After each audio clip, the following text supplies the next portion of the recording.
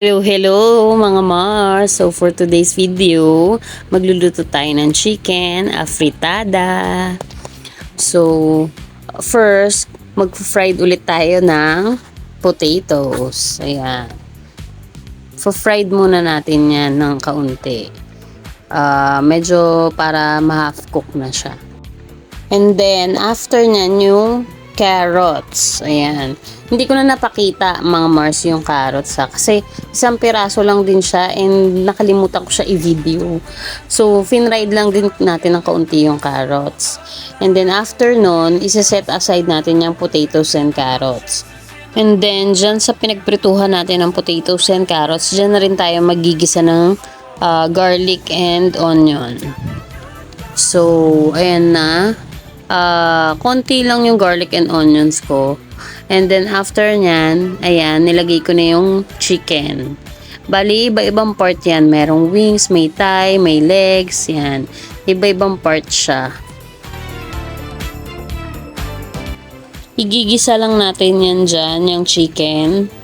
And balik-balik ta rin lang natin yung chicken. Parang na-fried siya.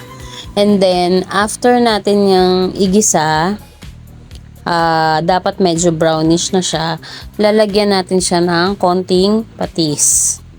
Yan, naglalagay ako siya ng konting patis. Balik-balik ta rin lang natin yung chicken para medyo maprito-prito siya. Ayan, dahan-dahan lang kasi malambot lang ang chicken so baka possible na madurog siya, ganyan. So dahan-dahan lang ang pagbabaliktad.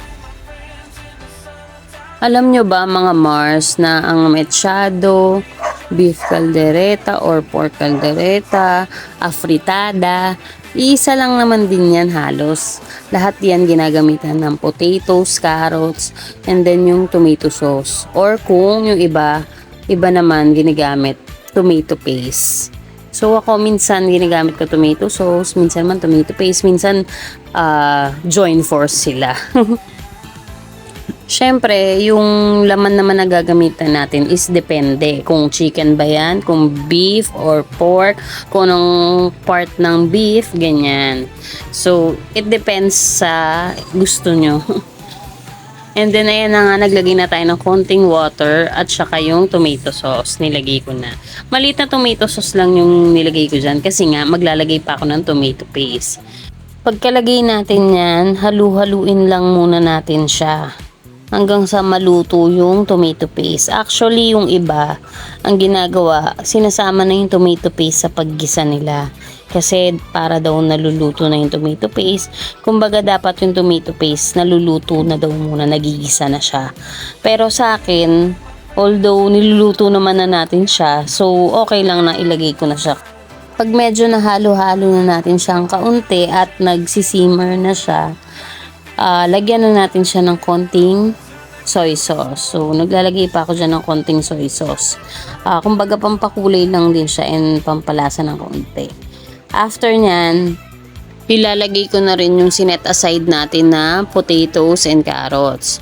And then, syempre, meron akong green peas. Nilalagyan ko rin yung afritada natin ng green peas. So, meron akong stock dito nung isang latang green peas pero half lang yung nilagay ko na green peas. At syempre, hindi mawawala yung pepper. So, halos lahat ng niluluto natin, nilalagyan natin ng pepper kasi dagdag lasa din yan, mga Mars. And then, ayan, halu-haluin lang natin ng kaunti and then hayaan natin siyang medyo mag-reduce yung sauce niya. Then, after nun, lagyan natin siya ng konting sugar. So, depende na yun sa panlasa nyo kung gaano katamis yung gusto nyo. Pero, konting-konti lang dapat ang ilagay nyo na sugar dyan kasi para lang mag-blend yung saltiness and sweetness niya. Tapos, halu-haluin lang natin ng kaunti. So, ayan, nagre-reduce na yung sauce niya. And then, after nyan, ayan, nag-reduce na siya. So, all goods na yan mga Mars. Luto na yan. Tara, kainan na! Paano mga Mars? See you again on my next video. Bye!